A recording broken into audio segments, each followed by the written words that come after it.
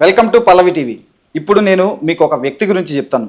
ఆ వ్యక్తి చూడడానికి చాలా గంభీరంగా కనిపిస్తారు, కానీ చాలా సున్నిత మనస్కులు. అలాగే ఆయన మాట కటువుగా అనిపిస్తుంది, కానీ మాట్లాడితే కానీ తెలియదు. ఆయన ఎవరినైనా కానీ, చిన్నవాళ్ళనైనా పెద్దవాళ్ళనైనా కానీ చాలా మర్యాదగా అండి చెప్పండి అంటూ కూడా చాలా మర్యాదగా పలకరిస్తూ ఉంటారు. అలాగే సీఎం రేవంత్ రెడ్డికి ఆయన అత్యంత సన్నిహితుడు. అదే ఆయనకు వరం, అదే ఆయనకు శాపంగా కూడా మారిందని చెప్పుకోవచ్చు. దాదాపు 30 ఏళ్ళుగా రాజకీయాల్లో ఉన్న ఇప్పటివరకు చట్టసభల్లోకి అడుగు పెట్టలేదు. ఇంతకీ ఇదంతా ఎవరి గురించి అనుకుంటున్నారా? ఆయనే Telangana tourism development corporation chairman Patel Ramesh Reddy sir ప్రస్తుతం మన ముందున్నారు.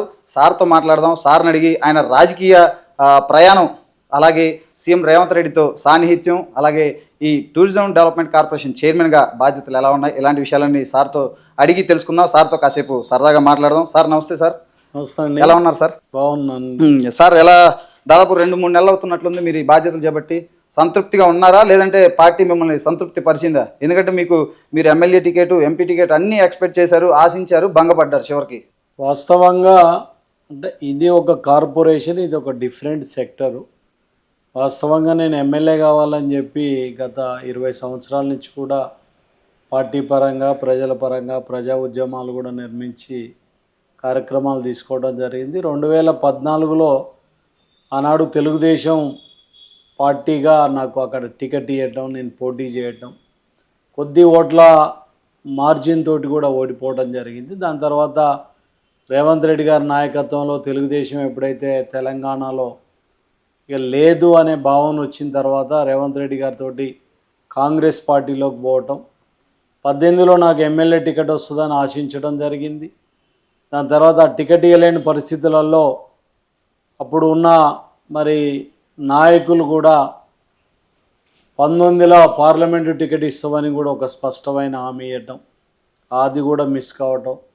తర్వాత 23లో రేవంత్ రెడ్డి గారు పిసిసి ప్రెసిడెంట్గా ఉన్నప్పుడు ఖచ్చితంగా నాకు టికెట్ వస్తుంది, ఈ రాష్ట్రంలోనే మొదటి టికెట్ వస్తుందని చెప్పి ఒక 2 సంవత్సరాల పాటు పాదయాత్రలు కానీ అన్నీ కూడా నిర్వహించి చేసుకోవడం జరిగింది. మళ్ళీ చివరిగా పార్టీ అధిష్టానం అక్కడున్న దామోదర్ రెడ్డి గారికి టికెట్ ఇవ్వటం, ఆ పరిస్థితులలో నాకు కేసీ వేణుగోపాల్ గారు, రాహుల్ గాంధీ గారు, ఖర్గే గారు ఈసారి ఖచ్చితంగా నల్గొండ పార్లమెంటు టికెట్ ఇస్తామని చెప్పి ఉత్తమ్ కుమార్ రెడ్డి గారు వీళ్ళందరూ కూడా లిఖితపూర్వకంగా ఇచ్చినాక కూడా మరి అది రాకపోవడం జరిగింది. అప్పుడున్న పరిస్థితులలో రేవంత్ రెడ్డి గారు కూడా మరి ఈ పరిస్థితులు ఇట్లున్నాయని వివరించడం, ఒక దశలో నేను ఇండిపెండెంట్గా కూడా పోటీ చేయాలని ఆశించినా కూడా రేవంత్ రెడ్డి గారికి నాకున్న రిలేషన్షిప్ కానివ్వండి, అటు వేం నరేందర్ రెడ్డి గారికి నాకున్న రిలేషన్షిప్ కానివ్వండి, కోమటిరెడ్డి వెంకటరెడ్డి వాళ్ళకు మాకున్న రిలేషన్లో పార్టీ భవిష్యత్ దృష్ట్యా ఆ రోజు నేను డ్రాప్ కావడం జరిగింది. నాకు ఒక మంచి అవకాశం ఇస్తామని కూడా ఆ రోజు ప్రకటించడం జరిగింది. దాని తర్వాత టూరిజం కార్పొరేషన్ చైర్మన్ ఇవ్వడం జరిగింది. ఇది తృప్తా లేదంటే అల్టిమేట్గా నా కోరికగా చట్టసభలకు పోవాలనే కోరిక మాత్రం బలంగా ఉంది. దానికోసమే నేను 20 ఏళ్ళ పాటు కష్టపడ్డా. ఖచ్చితంగా ఆ పొజిషన్నే నేను తృప్తి పడతాననేది కూడా ఉంది. సో ఆల్టర్నేటివ్గా ఈరోజు ఇది ఇచ్చినప్పుడు కూడా తృప్తిగానే ఉన్నాం. దీన్ని ఎట్లా అంటే టూరిజం అనేది కూడా ఒక ఇంపార్టెంట్ రోల్. ప్రపంచంలో మీరు చూసినట్టయితే టూరిజం అనేది ఏ దేశంలో బాగా అభివృద్ధి చెందగలిగిందో అక్కడ మీకు దేశం కూడా అభివృద్ధి జరిగింది. ఎగ్జాక్ట్లీ. అలాంటి ఒక కీలకమైనది. చాలా దేశాలల్లో వాళ్ళ ఆర్థికంగా బాగుపడే దాంట్లో ఇది కీలక పాత్ర పోషిస్తుంది. ఎంప్లాయ్మెంట్ విషయంలో కానివ్వండి, ఇన్కమ్ విషయంలో కానీ. అలాంటిది కూడా ఒక పెద్దది నాకు ఇవ్వడం, దాని బాధ్యతలను కూడా పూర్తి స్థాయిలో నిర్వర్తిస్తూ దీనిని ముందుకు తీసుకెళ్లే ప్రయత్నంలో మాత్రం మేము ముందుకెళ్తున్నాం. సార్, మీరు చూడడానికంటే కొంత గంభీరంగా కనిపిస్తారంటే మీ ఆహార్యం కానీ మీరు కానీ అటు ఎమ్మెల్యే టికెట్ కానీ ఎంపీ టికెట్ కానీ 2 దక్కనప్పుడు చాలా ఎమోషనల్ అయిపోయారు, సర్వం కోల్పోయారంటూ కూడా చాలా ఎమోషనల్గా కూడా మాట్లాడారు. ఎందుకు సార్? అంటే వాస్తవంగా అంటే ఈ రాజకీయాలు, ఈ స్ట్రగుల్ దీంతో నేను వాస్తవంగా కూడా కొంత సున్నిత మనస్తత్వం ఉన్నాయను. సో ఎప్పుడైతే 20 సంవత్సరాలు నా జీవితాన్ని, మా కుటుంబాన్ని, నా భార్య పిల్లలు, నన్ను నమ్ముకున్నోళ్ళు 20 సంవత్సరాలు కష్టపడి ఏదైతే మీ గోల్ అచీవ్ కాలేదు, అంటే ఎమ్మెల్యే కావటం అనేది అదేదో నేను కావాలి, నేను సభలకు పోవాలని కాదు, నన్ను నమ్ముకొని నేను వస్తే ఈ ప్రయోజనం జరుగుద్ది, ఈ ప్రాంతం అభివృద్ధి చెందుద్ది, మా అందరికీ కూడా న్యాయం జరుగుద్దని ఒక బలమైన నమ్మకంతో ఆనాడు తెలుగుదేశంలో ఉన్నప్పుడు కానీ కాంగ్రెస్లో ఉన్నప్పుడు కానీ, కాంగ్రెస్లో కూడా మీరు చూసినట్టయితే అక్కడ దామోదర్ రెడ్డి గారు బలమైన వ్యక్తిగా ఆయన టికెట్ కావాలని అంటాం, నేను టికెట్ కావాలంటాం. కొంత వర్గపోరుతో కూడా లీడర్లు కూడా నన్ను నమ్ముకొని కొంత నష్టం జరిగినా కూడా నా ఎమ్మడి ప్రయాణం జరిగినప్పుడు వాళ్ళకు న్యాయం చేయలేకపోతున్నామే, మేము ఎంత కష్టపడ్డా కూడా మా వైపు అదృష్టం లేదే, మేము చేయలేకపోతున్నాం, ఒకసారి కాదు 2 సార్లు కాదు 4 సార్లు మిస్ అయిపోయినామనే ఆవేదనతోటి కొంత కలత చెందటం, నన్ను నమ్ముకున్న నాయకులు కూడా తీవ్ర ఆవేదనకు గురి కావటం మాత్రం ఆ రోజు జరిగింది. సార్, సీఎం రేవంత్ రెడ్డికి మీరు అత్యంత సన్నిహితుడు. అయితే మీ ఫ్రెండ్షిప్పే మీకు ఒక విధంగా రాజకీయంగా శాపమైంది అనుకోవచ్చా? ఎందుకంటే 2018లో మీకు టికెట్ మిస్ అయింది, ఎంపీ మిస్ అయింది, ఎమ్మెల్యే టికెట్ మిస్ అయింది. ఇప్పుడు 23, 24 2 ఎంపీ ఎమ్మెల్యే సేమ్ అంతే అనుకోవచ్చా అసలు? అంటే రాజకీయాలల్లో ఏ వ్యక్తికి కూడా ప్లస్ మైనస్ ఉంటాయి. అంటే రాజకీయాలలో కూడా ఈ రోజులలో ఒక గాడ్ ఫాదర్ ఉండాల్సిన అవసరం ఉంది. గాడ్ ఫాదర్ లేకుండా నడిచే రాజకీయాలు లేవు. ఆర్థికంగా కూడా బాగా బలంగా ఉండాల్సిన అవసరం ఉన్న పరిస్థితులు ఈరోజు మనం చూస్తున్నాం.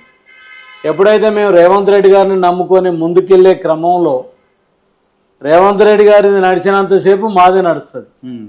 వాళ్ళ రేవంత్ రెడ్డి గారిది నడవలేదు అనుకోండి, ఆటోమేటిక్గా రేవంత్ రెడ్డి గారు మెయిన్ టీం అనే దాంట్లో కూడా కొంత నష్టం కూడా ఉంటుంది. కాకపోతే పార్టీ పరంగా అల్టిమేట్గా మళ్ళీ అధిష్టానం అనేది నిర్ణయం తీసుకుంటుంది.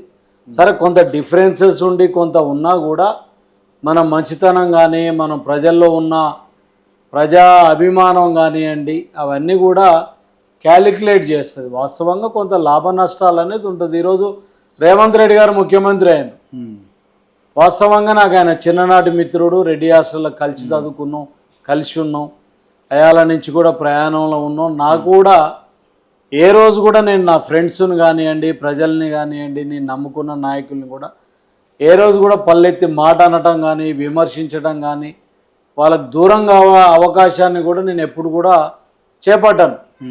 కాబట్టి నాకు ఎవరైతే నాకు చిన్నప్పటి నుంచి ఉన్న బంధువులు కానీ, ఫ్రెండ్స్ కానీ, రాజకీయ మరి సంబంధాలు కూడా కంటిన్యూ అవుతాయి. కాబట్టి నాకు రేవంత్ రెడ్డి గారితో కూడా అలాంటిదే ఉన్నది. ఈరోజు ముఖ్యమంత్రి అయినాక వాస్తవంగా ఒక సీఎం ముఖ్యమంత్రి గారి ఫ్రెండ్ అని, ముఖ్యమంత్రి గారికి దగ్గరని, ఇలా చాలామంది మీరు చూసినట్టయితే రోజుకు 100 మంది వస్తున్నారు.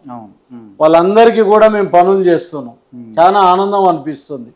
పెద్ద పెద్ద ఐఏఎస్లు కానీ, ఐపీఎస్లు కానీ, అంటే రేవంత్ రెడ్డి గారి బ్రాండ్ మీద వీళ్ళు దగ్గర, మంచి వ్యక్తులు, ఈయన మంచి నాయకుడు, ఈయనకు నష్టం జరిగిందనే భావనలో మేము చెప్పే పనులు కూడా జెన్యూన్ ఉండటంతో రిసీవ్ చేసుకొని చేస్తున్నారు. కాబట్టి ఈరోజు మేము ఆ అనుభూతిని, ఆ ఆనందాన్ని కూడా పొందగలుగుతున్నాం. సరే, ఆ రోజున్న పరిస్థితులలో జరగవచ్చు, కొద్దిగా లాభ నష్టాలు కూడా ఉంటాయి. కానీ అల్టిమేట్గానైతే రేవంత్ రెడ్డి గారిని నమ్ముకున్నాక పూర్తి స్థాయిలో మేము ఉన్నాము. కాకపోతే ఎమ్మెల్యే కాలేకపోయినాం, ఎమ్మెల్యే టికెట్ ఇప్పించలేకపోయినామని పాపం రేవంత్ రెడ్డి గారు కూడా బాధపడ్డాడు. ఆ రోజు అనౌన్స్ అయిన రోజు చాలా ఆయన కూడా ఆవేదనకు లోనయ్యాడు.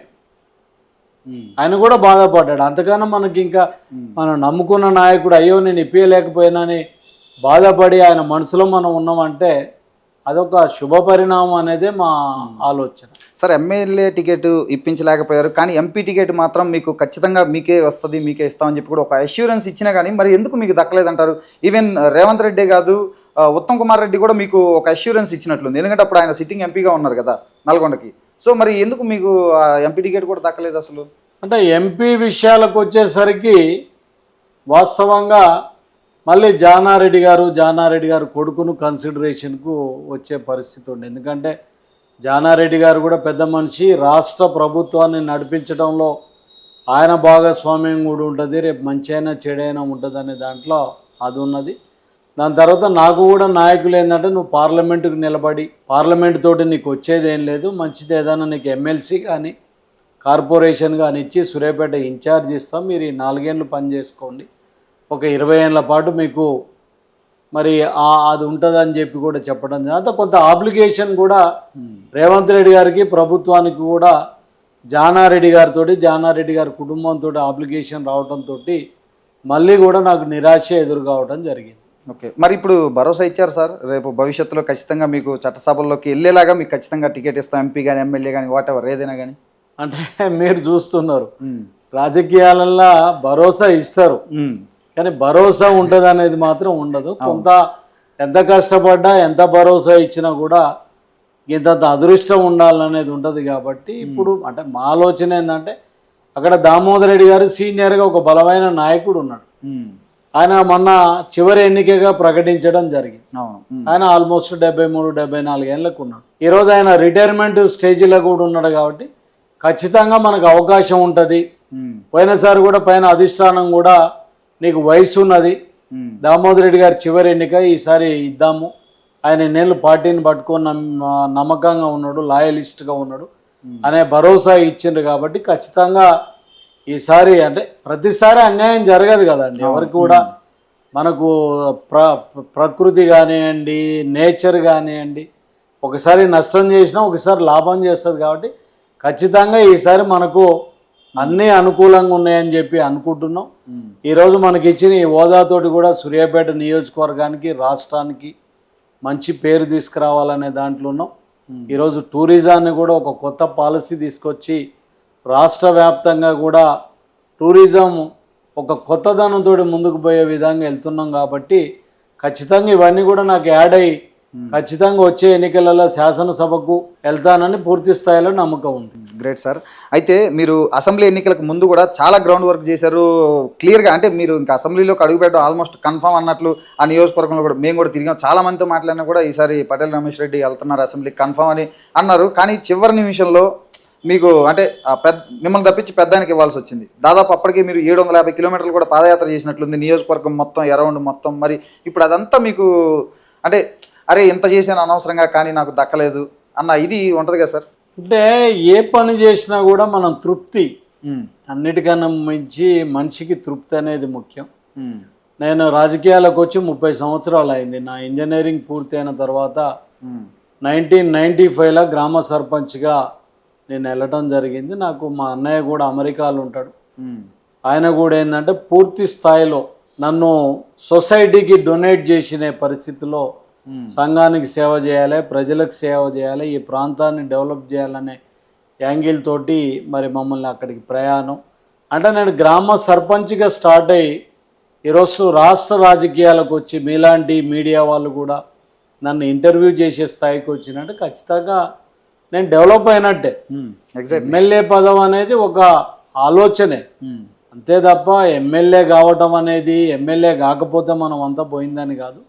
గ్రామ స్థాయిగా నేను స్టార్ట్ అయినోడిని ఈరోజు ఎక్కడికైనా పోనీయండి, ఏది ఇవాళ ప్రతిపక్షాలు కానీ ప్రభుత్వం కానీ మంత్రులు కానీ ఎక్కడికి పోయినా కూడా నేను ఒక పని మీద వెళ్తే అరే రమేష్ రెడ్డి మంచి వ్యక్తి, ఒక జెన్యున్గా వస్తాడని ఈరోజు వరకు కూడా నేను ప్రజల తరపున రిప్రజెంటేషన్ ఇచ్చే క్రమంలో ఎక్కడ కూడా కాలేదు. కాబట్టి మనకు అలాంటిది ఏం లేదు, ఎమ్మెల్యే కావటం కాకపోవటం కాదు. అంటే ఇన్నేళ్లల్లో నా పాదయాత్ర అనేది ప్రజల్ని చైతన్యవంతులు చేయడానికి ఉపయోగపడ్డది. నేను 30 ఏళ్ళుగా సూర్యాపేటలోనే ఉండి రాజకీయాలు చేసిన.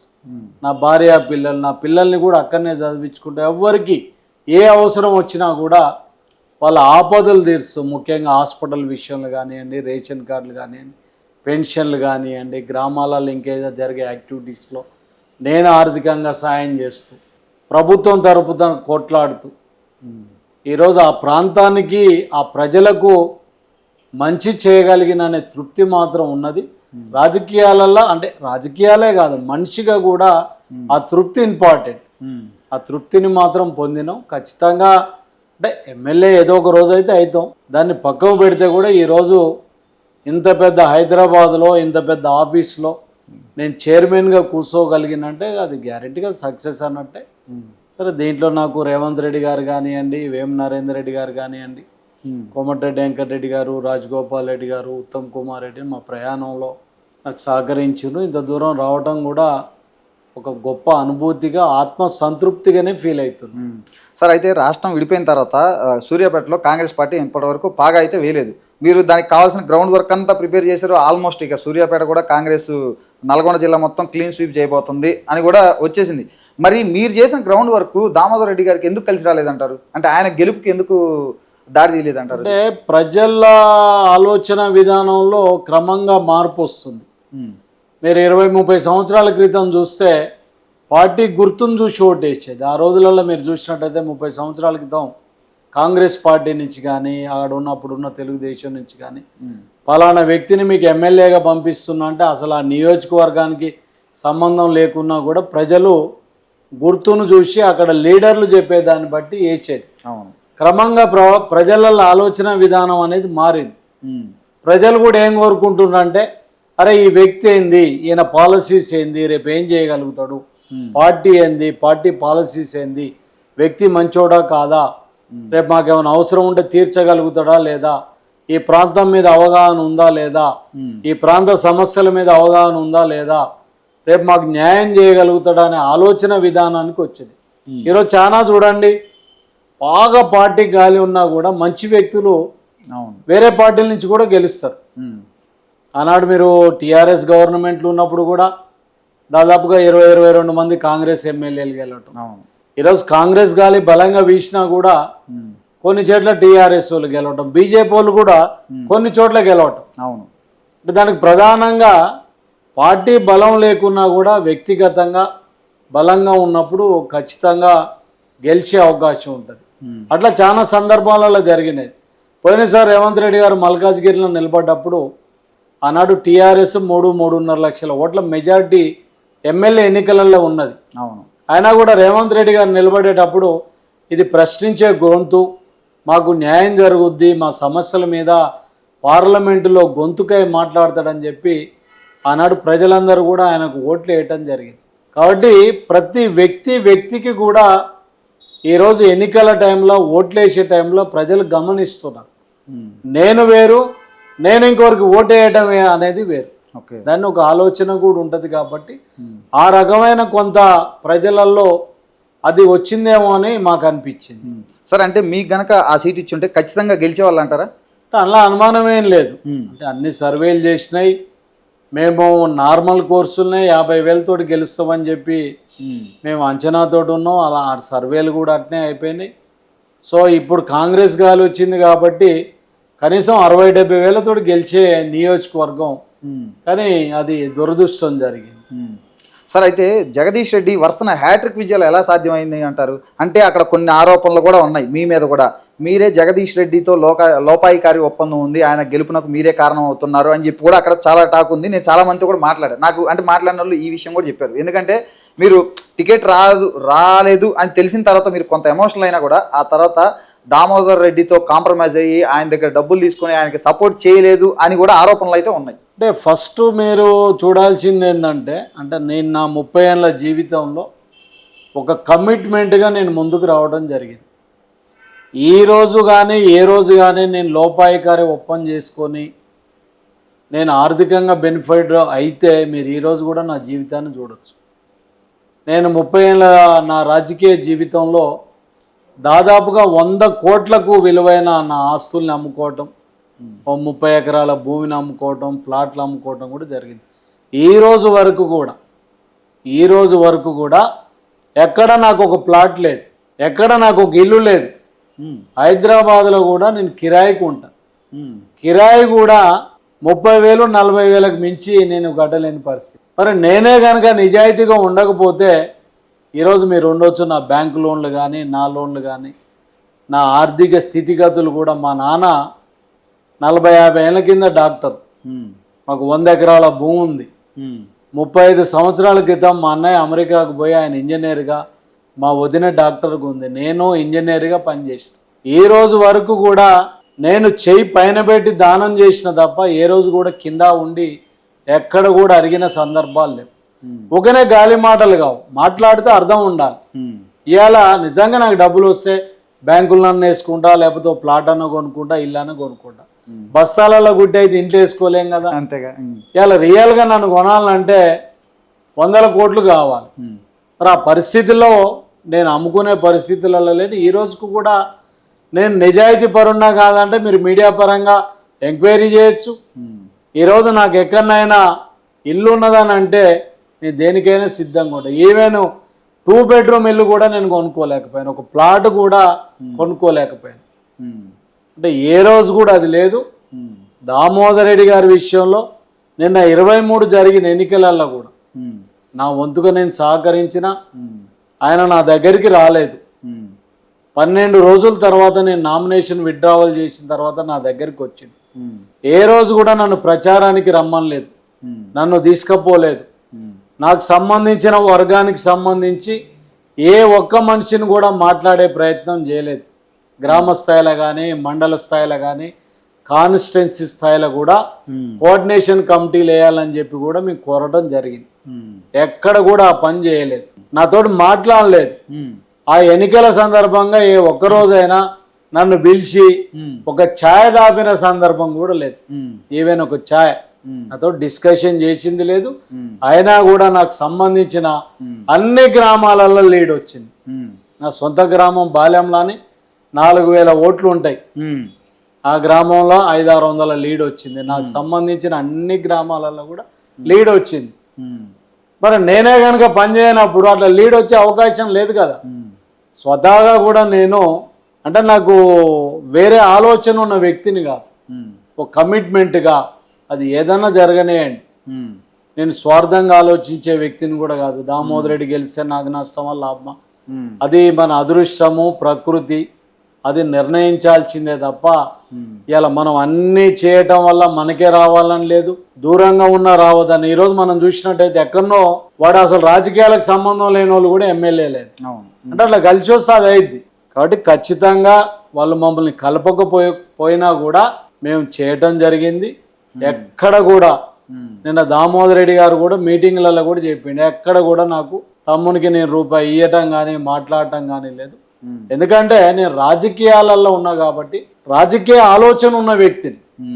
నేను రేపు ఎంపీగా నిలబడుతున్నా, దామోదర్ రెడ్డి గారు ఎమ్మెల్యేగా గెలిస్తే ఆయన మళ్ళీ నాకు సపోర్ట్ చేయాలి కదా. ఖచ్చితంగా నేను డబ్బులు తీసుకోవడం వల్ల రేపు ఆయన నా డబ్బులు అడగడా, డబ్బులు అడుగుతాడు. కాబట్టి ఇదంతా కూడా మీనింగ్లెస్. రాజకీయాలలో ఎప్పుడు కూడా మనం డబ్బులు అనేది ప్రస్తావన ఉండదు.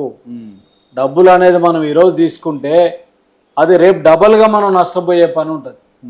కాబట్టి మీరే అన్నారు అందరు ఇవ్వాలి, మీరు ఎక్కడికైనా వెళ్ళండి, సూర్యాపేటలో ఎక్కడికి వెళ్ళండి. అయ్యో పాపం రమేష్ రెడ్డి గారు మంచి వ్యక్తి, ఆస్తులన్నీ అమ్ముకున్నాడు అని అంటాడు తప్ప నా మీద ఎలిగేషన్ లేదు. మీరు హైదరాబాద్లో ఎవరైనా కలిస్తే కూడా నాకు తెలిసి 100 మందిలో 99 మంది మంచోడు రమేష్ రెడ్డికి టికెట్ ఇస్తే గెలుస్తాడని అంటాడు.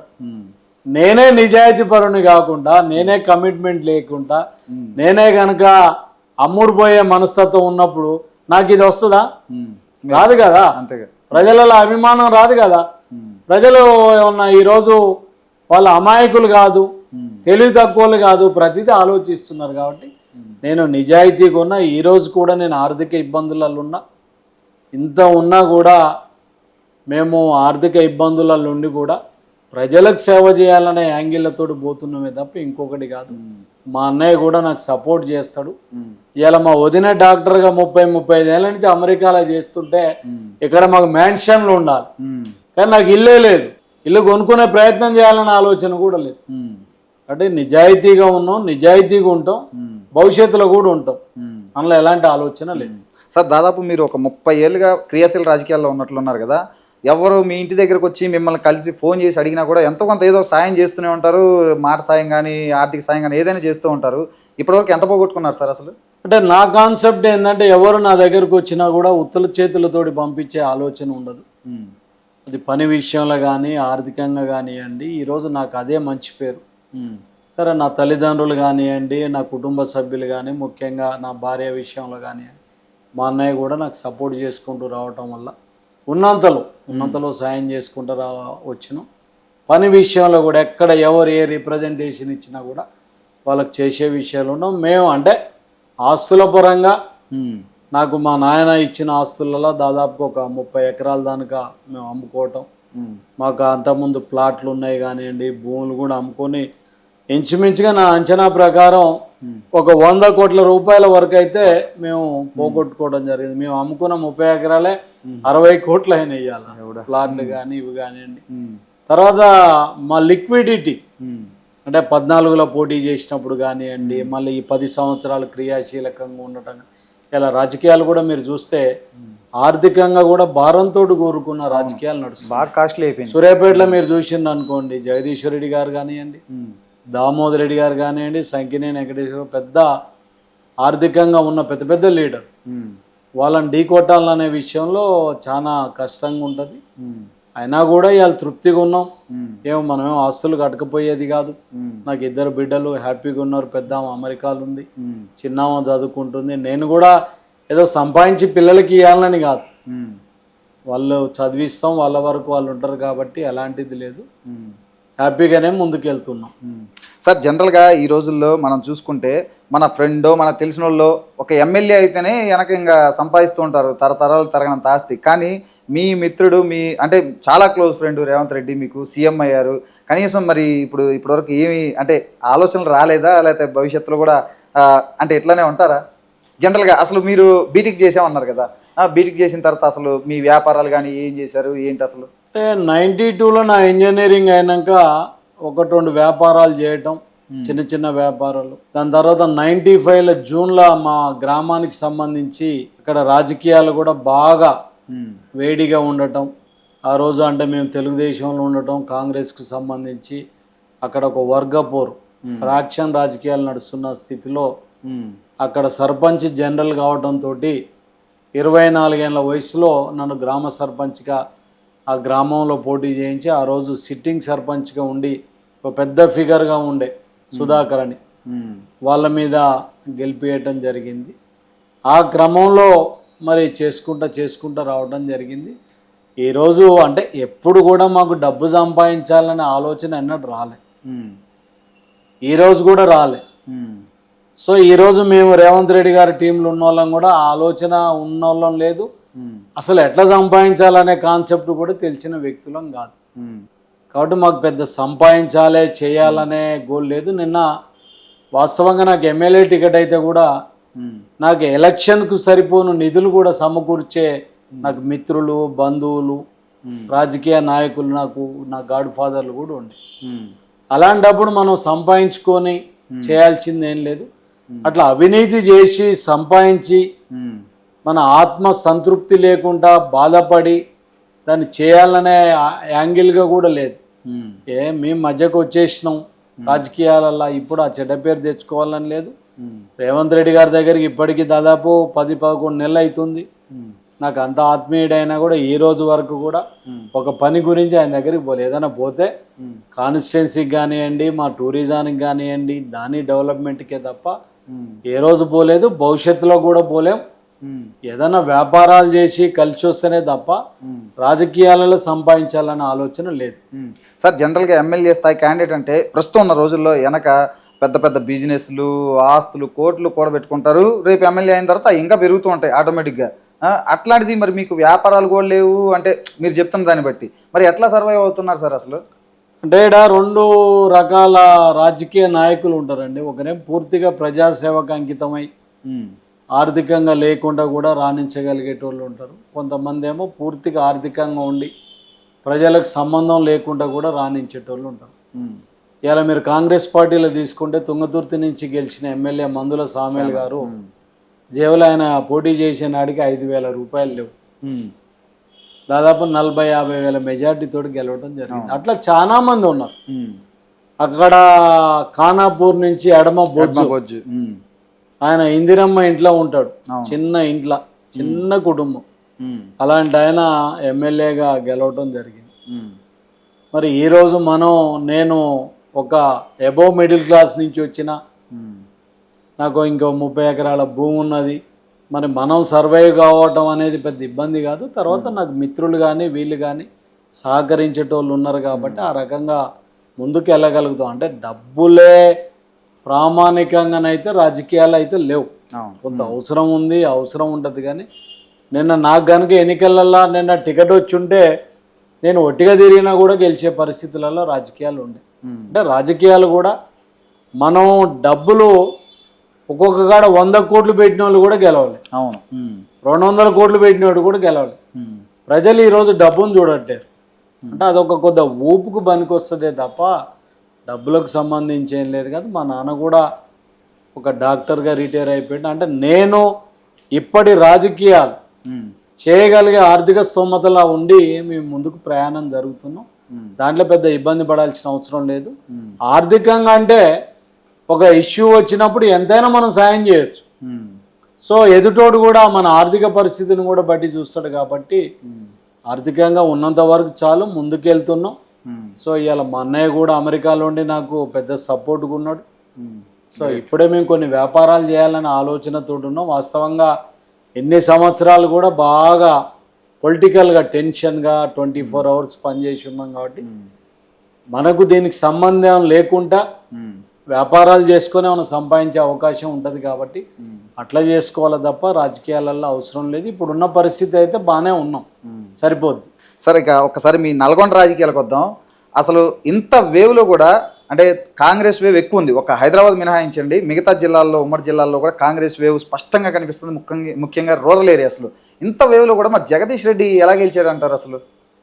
ఇక జగదీశ్వర్ రెడ్డి గారు గెలవడానికి అనేక కారణాలు ఉన్నాయి. ముఖ్యంగా 2014లో తీసుకుంటే ఆ రోజు నేను తెలుగుదేశం బీజేపీ అలయన్స్లో పోటీ చేసే క్రమంలో అక్కడ రెబల్గా సంకినేని వెంకటేశ్వరరావు పోటీ చేయటం వల్ల మా మధ్యన ఓట్లు చీలటం జరిగింది. ఆ ఓట్లు చీలి ఆయన ఆ రోజు రావటం జరిగింది. కాంగ్రెస్ విషయానికి వస్తే దామోదర్ రెడ్డి గారు సిట్టింగ్ ఎమ్మెల్యేగా కాంగ్రెస్ పార్టీ ఎమ్మెల్యేగా పనిచేస్తూ పోటీ చేసుకున్నారు. సో తెలంగాణ ఇచ్చిన పార్టీగా ఆయన 5 ఏళ్ల పరిపాలనను ప్రజల ముందు ఉంచి తెలంగాణ ఇచ్చిన కాంగ్రెస్ పార్టీగా దామోదర్ రెడ్డి గారు కూడా సక్సెస్ కాలేకపోయాడు. మాకేం ఓట్ల చీలిక జరగడంతో జగదీశ్వర్ రెడ్డి గారు అదృష్టంగా గెలవడం జరిగింది. 18లో కానీ 23లో కానీ ముఖ్యంగా అక్కడ బలంగా సంకినేని వెంకటేశ్వరరావు కూడా 18లో కానీ 23లో కానీ ఆయన పోటీ చేయటం, ఏదైతే టీఆర్ఎస్ వ్యతిరేక ఓట్లు చీలటం కూడా ఒక కారణంగా కనపడుతుంది. సంకినేని వెంకటేశ్వరరావు కూడా ఈ 3 సార్లు ఆయన పాత్రతోటే జగదీశ్వర్ రెడ్డి గారు గెలవడం జరిగింది. మేము అప్పుడప్పుడు అంటాం జగదీశ్వర్ రెడ్డి గారు ఖచ్చితంగా సంకినేని వెంకటేశ్వరరావు గారి ఫోటో పెట్టుకొని రోజు ఆయనకు దండం పెట్టుకోవాలి, ఆయన వల్ల కూడా గెలవడం జరిగింది. తర్వాత ఈ వెంకటేశ్వరరావు గారు కానీ దామోదర్ రెడ్డి గారు కానీ అక్కడ ప్రజల విశ్వాసం కొంత చూరగొనడంలో కూడా విఫలమైనట్టు కనపడుతుంది. దాంతో ఈయన గెలుస్తున్నాడు తప్ప ఎప్పుడు చూసినా కూడా 30-35% ఓటింగ్ వస్తుంది ఆయన, దాంతో గెలుస్తున్నాడు. ఆ రకంగా ఆయన బయటపడుతున్నాడు. ఆయన అదృష్టం అది రాజకీయాలలో. ఈసారి కూడా అలానే జరిగిందంటారా? ఎందుకంటే ఈసారి మీ కాంగ్రెస్ పార్టీ వేవ్ బాగా వచ్చింది కదా, మొత్తం 12 సీట్లలో 11 కూడా మీరే కొట్టారు కదా.